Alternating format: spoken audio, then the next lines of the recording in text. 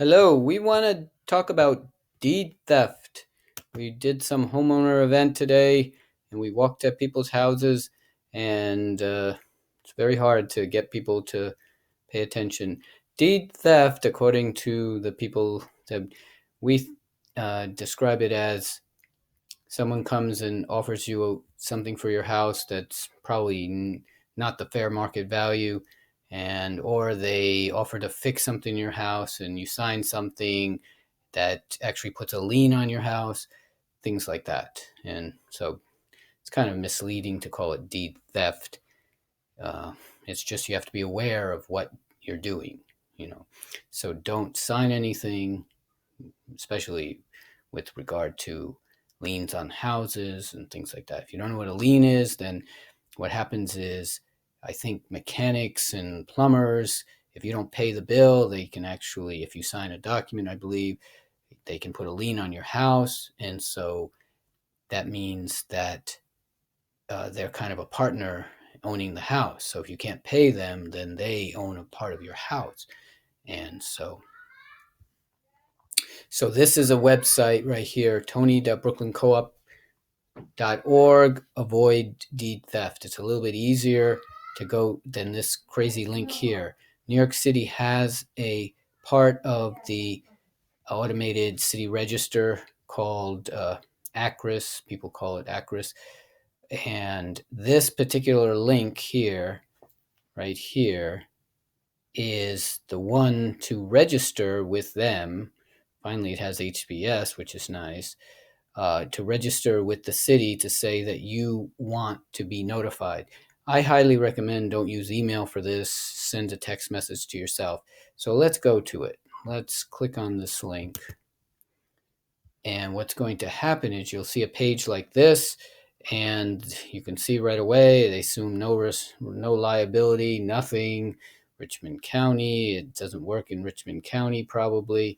In Richmond County assumes no liability. Oh, maybe it works in Richmond County.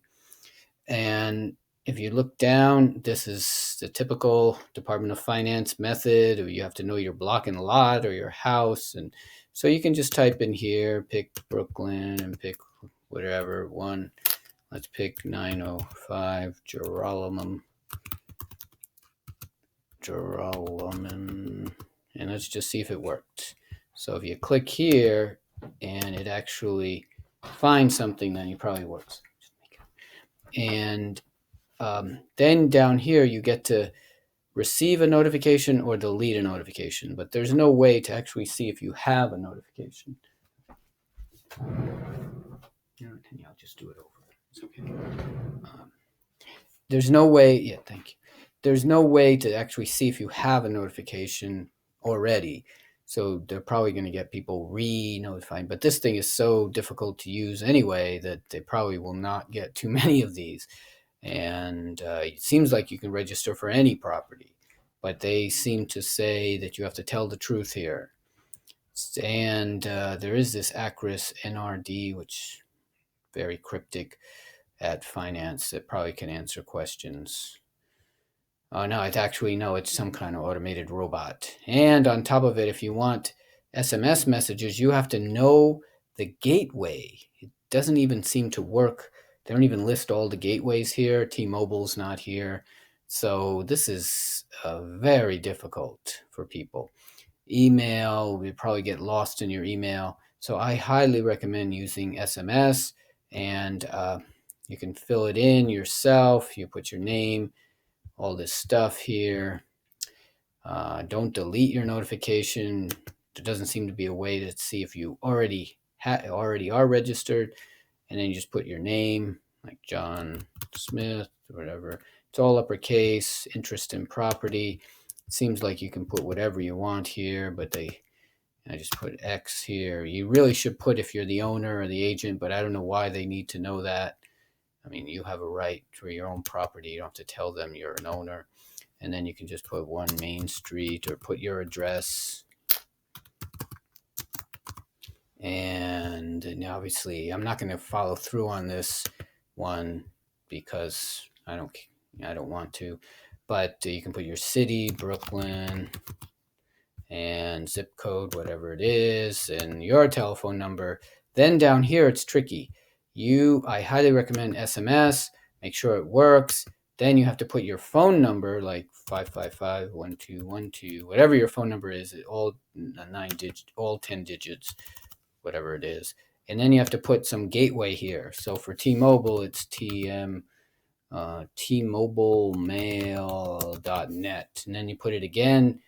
If you put this twice, then and you go here, and if you ever get something that says it doesn't match, then you see this? This is really strange. There's exactly the same. Something is really wrong with this thing. You tab out. Yeah, something is really wrong with this interface. It's not even working. See, because it keeps saying they don't match, but it does. They match exactly. So there's bugs in this thing for sure.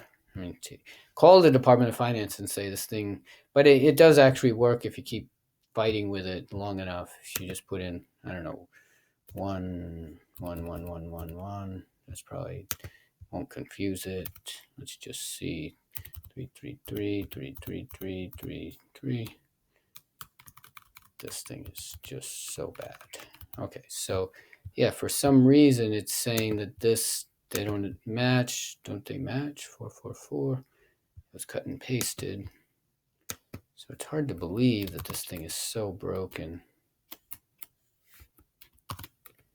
My experience is if you tab out of it or move out of it, it seems to work. But anyway, you do this and then you hit submit, and you should get some SMS message. And do the email also.